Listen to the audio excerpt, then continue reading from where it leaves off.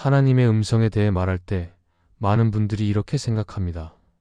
특별한 체험처럼 뭔가가 딱 들려야 한다. 분명한 문장처럼 머리에 박혀야 한다. 그래서 고민이 끝나야 한다. 그런데 실제 신앙의 자리에서는 그렇지 않을 때가 많습니다. 오히려 우리는 더 자주 헷갈립니다. 내 생각인지, 내 감정인지, 하나님이 주시는 인도인지 구분이 어렵습니다. 그래서 어떤 분은 아예 포기해버립니다. 하나님은 말씀하지 않으시는 것 같다고 느끼기도 합니다. 하지만 하나님은 말씀하시는 분이고 우리는 그 음성을 듣는 자리로 계속 부르심을 받습니다. 중요한 것은 하나님의 음성을 듣는 기술이 아니라 어떤 마음으로 서 있느냐, 어떤 방향으로 살고 있느냐입니다. 오늘은 이 부분을 붙잡고 가려 합니다. 하나님의 음성이 분명하게 들리는 영적인 4가지 원리, 하나님이 말씀하실 때 우리가 놓치지 않으려면 무엇을 붙들어야 하는지 함께 나누려 합니다. 첫째, 하나님 음성의 핵심은 방향입니다. 우리는 하나님 음성을 말할 때 자꾸 정답을 기대합니다. 어떤 선택을 해야 합니까? 어입니까? 그 B입니까?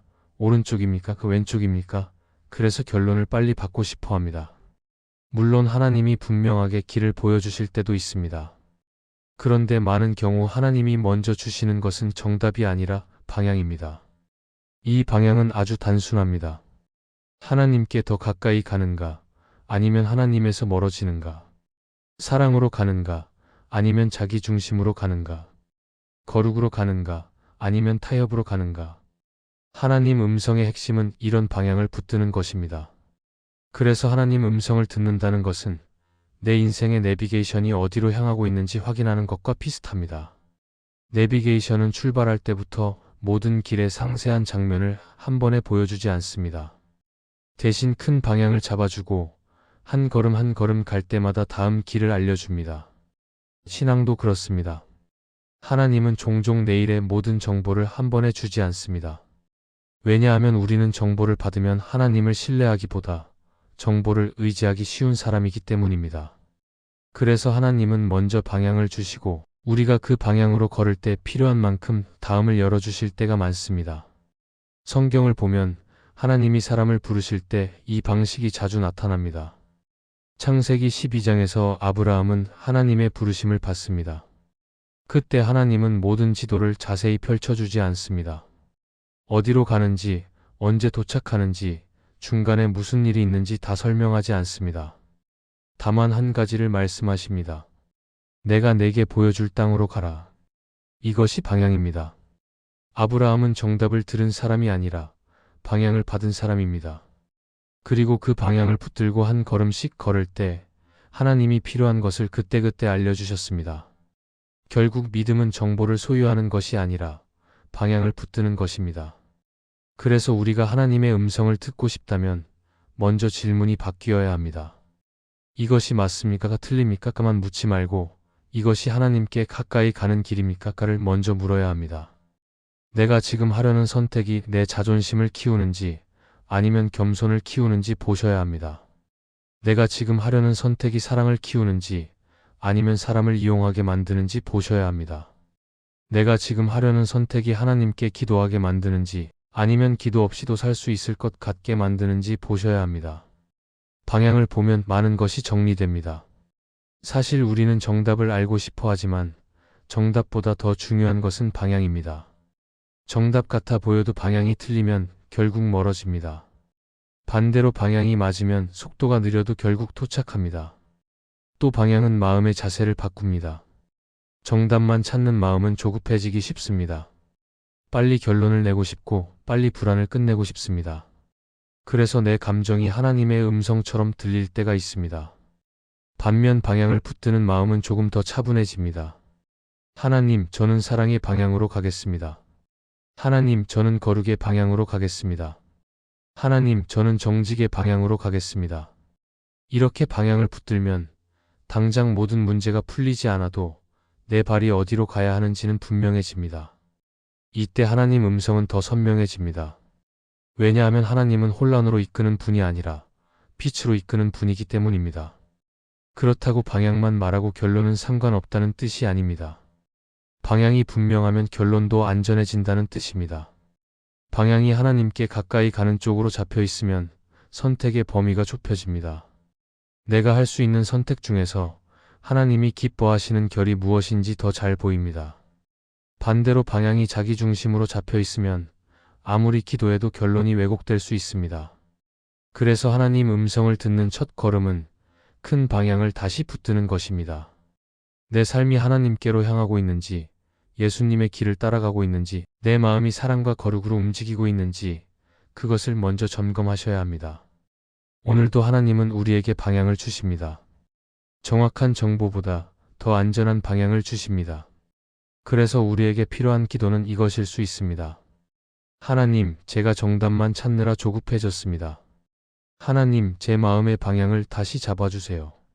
제가 어디로 가야 하는지, 무엇을 붙들어야 하는지, 사랑과 거룩의 방향으로 제 발을 이끌어 주세요. 이 기도를 붙들면 하나님은 우리의 길을 한 걸음씩 밝히실 것입니다. 그리고 우리는 알게 될 것입니다. 하나님의 음성은 단지 들리는 말이 아니라 우리 삶을 살리는 방향이라는 것을 말입니다. 둘째, 하나님의 음성은 말씀과 충돌하지 않습니다. 우리는 하나님의 음성을 듣고 싶어 하면서도 마음 한쪽에는 이런 두려움이 있습니다. 혹시 내가 듣는 것이 내 생각인데 하나님 음성이라고 착각하는 건 아닐까? 혹시 내 욕심을 하나님의 뜻으로 포장하는 건 아닐까? 이 두려움은 건강한 두려움입니다.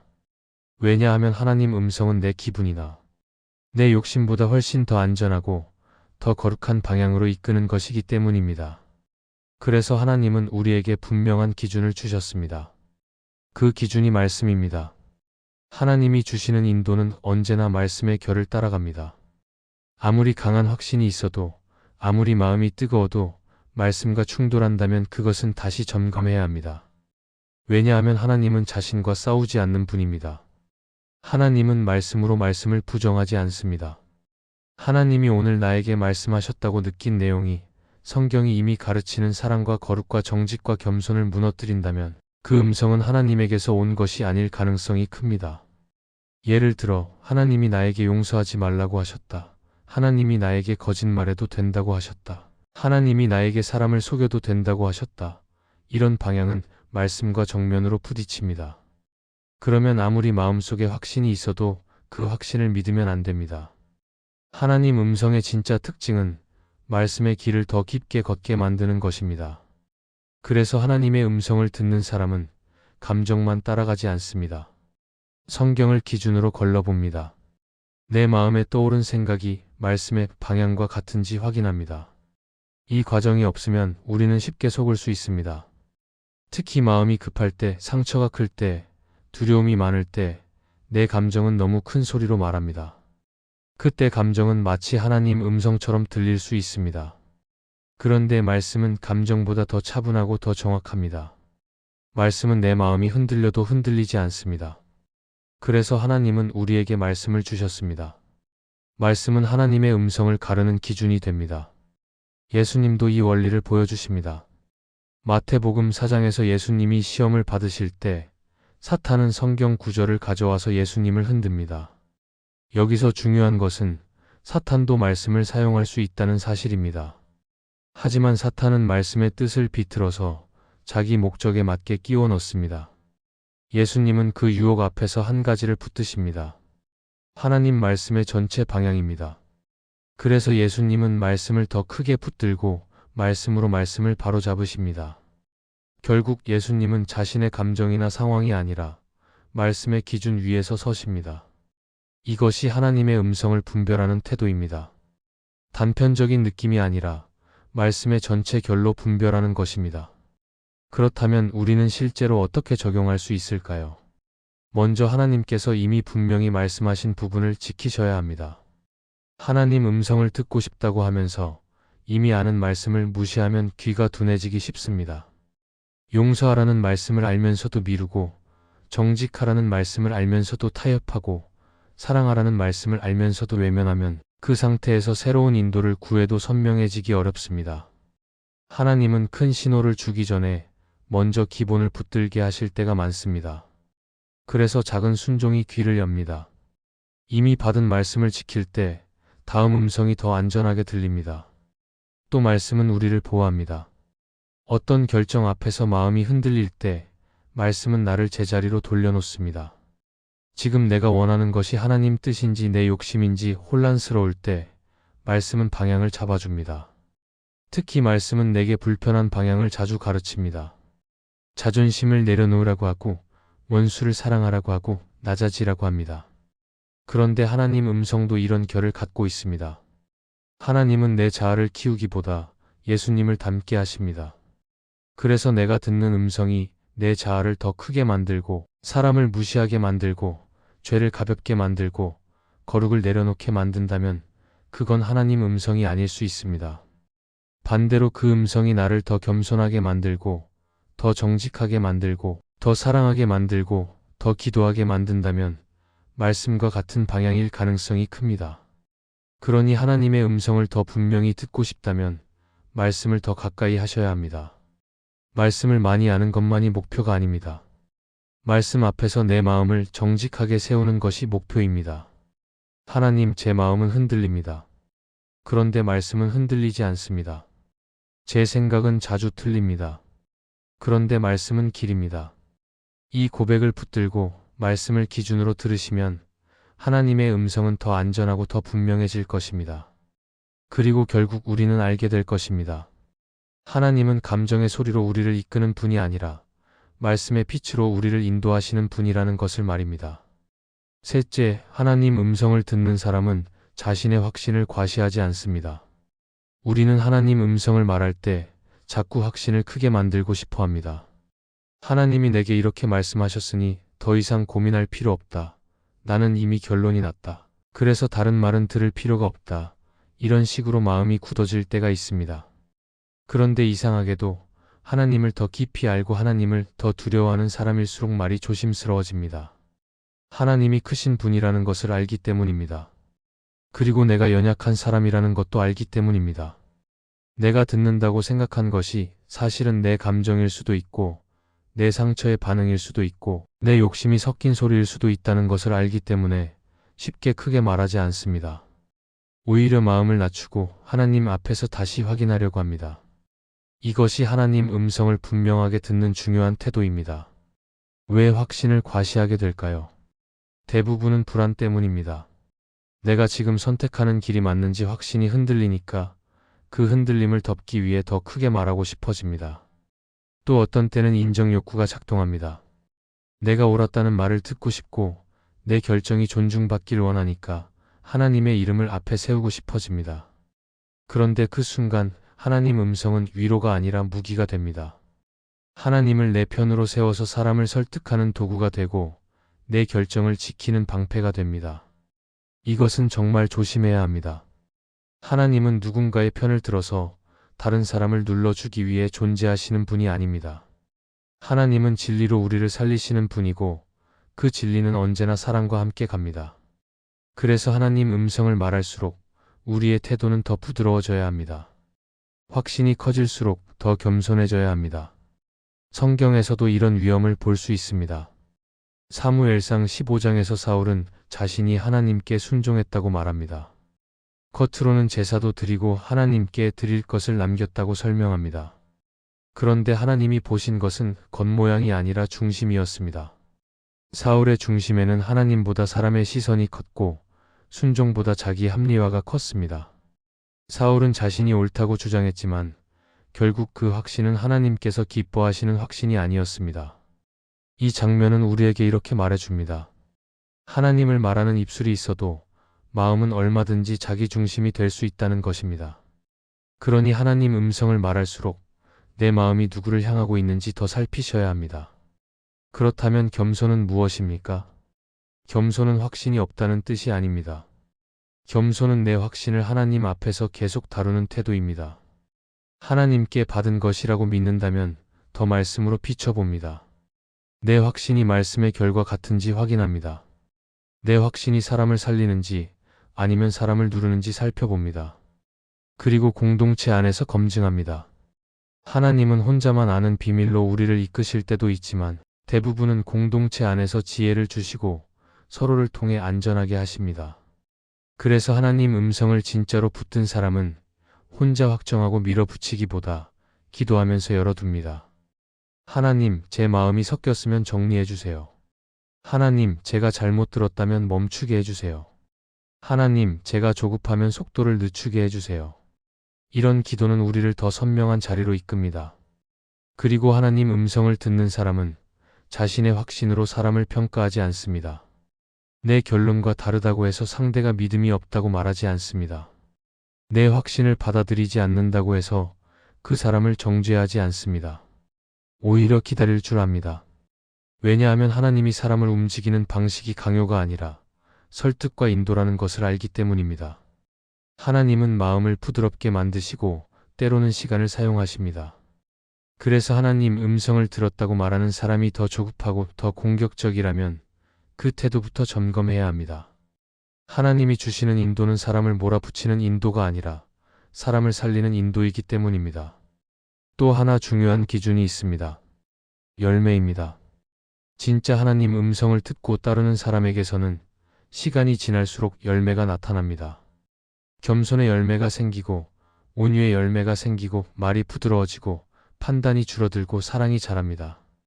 반대로 확신을 과시하는 사람에게서는 말이 거칠어지고 관계가 깨지고 마음이 더 딱딱해지는 열매가 나타날 때가 많습니다. 그래서 우리 스스로 물어야 합니다. 내가 하나님 뜻을 말할수록 내 마음은 더 낮아지고 있습니까?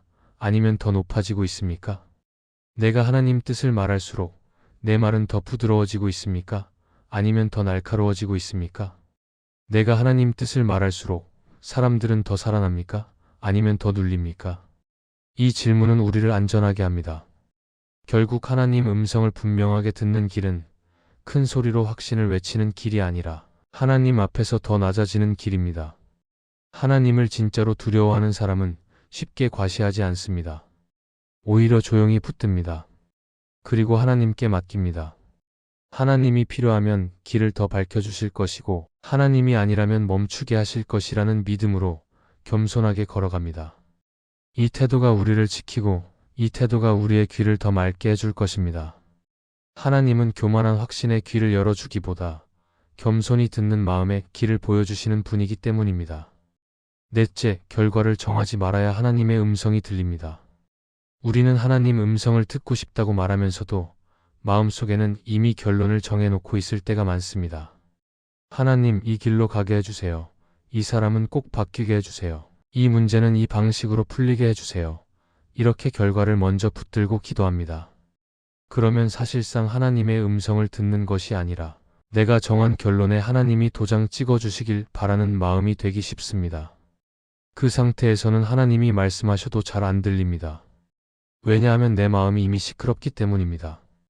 내 소원, 내 두려움, 내 조급함이 너무 큰 소리로 말하니 하나님의 인도는 작게 들리고 결국 나는 내가 듣고 싶은 것만 듣게 됩니다. 그래서 하나님은 우리를 사랑하시기에 결과를 쥔 손을 조금 풀게 하실 때가 있습니다. 그때 비로소 하나님의 음성이 방향으로, 빛으로, 평안으로 들어오기 시작합니다. 누가복음 22장에서 예수님은 겟세마네에서 기도하실 때 고난을 피하고 싶은 마음을 숨기지 않으면서도 마지막에는 아버지의 뜻을 선택합니다. 그 장면이 우리에게 알려주는 것은 하나님의 음성은 내가 원하는 결과를 밀어붙이는 자리에서 더 크게 들리는 것이 아니라 내 마음을 하나님께 올려드리고 맡기는 자리에서 더 분명해진다는 사실입니다. 맡김은 포기가 아닙니다. 맡김은 내 마음을 내려놓는 것입니다. 내가 할 수 있는 순종은 하고 결과는 하나님께 맡기는 것입니다. 그래서 기도의 내용도 조금 달라집니다.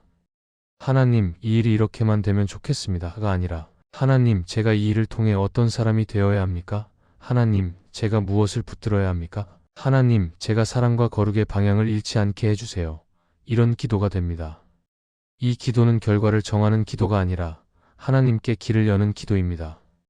그리고 이상하게도 이런 기도를 드리기 시작하면 마음이 차분해집니다. 당장 상황이 바뀌지 않아도 내 마음이 덜 흔들립니다. 왜냐하면 내가 결과를 쥐고 있을 때는 모든 책임이 내 어깨에 올라오지만 맡기기 시작하면 하나님이 책임지시는 영역이 다시 보이기 때문입니다. 여기서 조심할 것이 하나 있습니다. 결과를 정하지 않는다고 해서 아무 선택도 하지 말라는 뜻은 아닙니다. 하나님은 우리의 게으름을 믿음이라고 부르지 않습니다. 우리는 해야 할 일을 합니다. 준비할 것은 준비합니다. 사과할 것은 사과합니다. 끊어야 할 죄는 끊습니다. 다만 그 모든 과정 속에서 결과만큼은 하나님께 맡기는 것입니다. 이 자세가 생기면 하나님의 음성은 더 안전하게 들립니다. 내 욕심이 조금 빠지니 왜곡이 줄고 내 자존심이 조금 내려가니 분별이 선명해집니다. 팀 켈러는 그의 책 기도에서 기도는 하나님께 결과를 요구하는 흥정이 아니라 하나님께 자신을 맡기며 하나님의 뜻 안에서 다시 살아나는 자리라고 말합니다. 그래서 기도의 핵심은 원하는 결말을 얻는 데만 있지 않고 하나님을 더 신뢰하는 사람으로 빚어지는 데 있습니다. 결과를 정해놓고 듣는 사람은 결국 자기 소리만 크게 듣기 쉽지만 결과를 내려놓고 맡기는 사람은 하나님이 주시는 방향을 더 또렷하게 듣게 됩니다. 오늘도 마음속에 결론을 꽉 쥐고 계셨다면 그 손을 조금만 풀어보시면 좋겠습니다. 그때 하나님의 음성은 더 분명하게, 더 부드럽게 우리 삶을 살리는 방향으로 들려올 것입니다. 오늘의 말씀이 은혜가 되셨다면 댓글에 아멘이라고 적어주시면 감사하겠습니다. 여러분들이 남겨주시는 댓글은 정말 큰 힘이 됩니다. 그리고 여러분들이 눌러주시는 좋아요와 구독도 큰 힘이 됩니다. 오늘도 함께 해주셔서 감사합니다. 기도하겠습니다. 하나님, 제 마음이 시끄러울 때에도 말씀으로 제 길을 비춰주시고 제 삶의 방향을 주님께로 다시 돌려주셔서 하나님의 음성을 놓치지 않게 해주세요. 제 확신을 앞세워 사람을 누르지 않게 하시고 겸손히 말씀 앞에서 점검하며 순종으로 걸어가게 해주세요. 제가 원하는 결과를 먼저 정하지 않게 하시고 주님 뜻을 기다리며 맡기는 믿음을 배우게 해주세요. 오늘도 작은 순종을 미루지 않고 사랑과 거룩의 길로 한 걸음씩 나아가게 하시며 흔들릴 때마다 주님이 주시는 평안으로 다시 서게 해주세요. 예수님의 이름으로 기도합니다. 아멘.